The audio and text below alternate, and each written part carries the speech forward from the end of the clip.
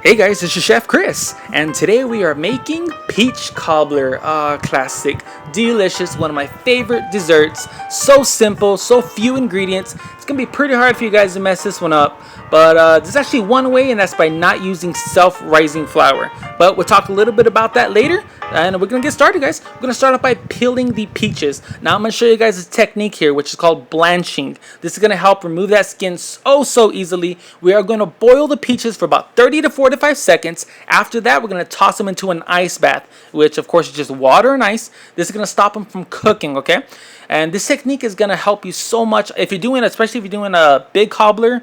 It's gonna help you take off the skin so easily. As you can tell, look at that. The skin literally falls off the peaches. Oh, delicious, beautiful. Now you can of course use canned peaches here. Just make sure you have 4 to 5 cups of peaches with that beautiful simple syrup that comes inside of the canned peaches, okay? But we're going to make our own simple syrup here. We're going to use 1 cup of sugar and 1 cup of water. Very simple, and that's why they call it a simple syrup, of course. We're going to have this heat here on about medium heat. We're going to go ahead and cook that just for a couple of minutes until all that sugar has dissolved. Once the sugar has dissolved, we're going to go ahead and toss in those peaches. Now, this is where it's your time. You can add some cinnamon, maybe a little Chinese 5-spice. I've had that in here. Delicious.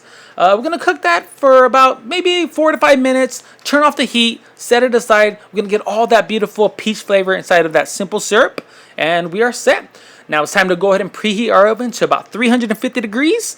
Now, this recipe I'm giving you guys is for a peach cobbler in about a 3-quart pan. Okay, it's for 1 peach cobbler. I decided to do individual ones. Just make sure you have 1 stick of butter, okay? Not margarine, don't use low fat. Make sure you use butter, very important.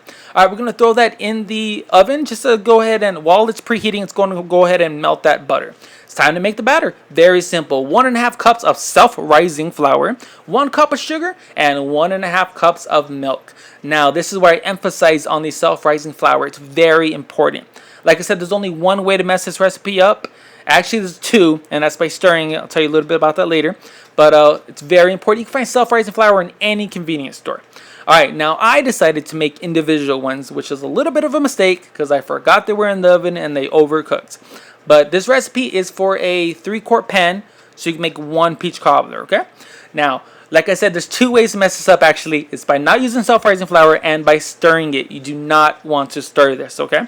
We are basically just going to layer each ingredient. So we've got that melted butter. We're going to grab a ladle, and we are going to pour over the butter that batter, okay? Now, some kind of scientific thing happens here where that butter goes above the flour. We're going to throw the peaches on top, and somehow the peaches sink to the bottom. That flour rises. I don't know how it works, but it's magic or science, something.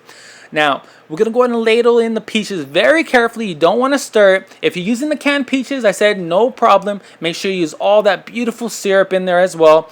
Make sure you have 4 to 5 cups, and you are set. All right, go ahead and pour it over there. Use a lot of that syrup, and we're going to go ahead and stick it in the oven. And we're good. All right, we're going to cook this for about 45 minutes. Anywhere from about 30 to 45 minutes, depending on your oven. Go ahead and check it about 30 minutes. See how the crust looks. But after those, mine took 45 minutes. After those 45 minutes were up, we have got this beautiful, gorgeous peach cobbler. Look at that. Oh, beautiful. Like I said, the individual ones cooked a little bit over. They were a little overcooked. But the one in the casserole dish turned out perfect. I love mine with some ice cream. I have this beautiful coconut ice cream. I've seen people eat it with whipped cream, which is a little bit odd, but it was delicious, guys. So that is my peach cobbler recipe. And if there's any recipes you guys would like to learn how to make, let me know. And as always, I hope you guys enjoy.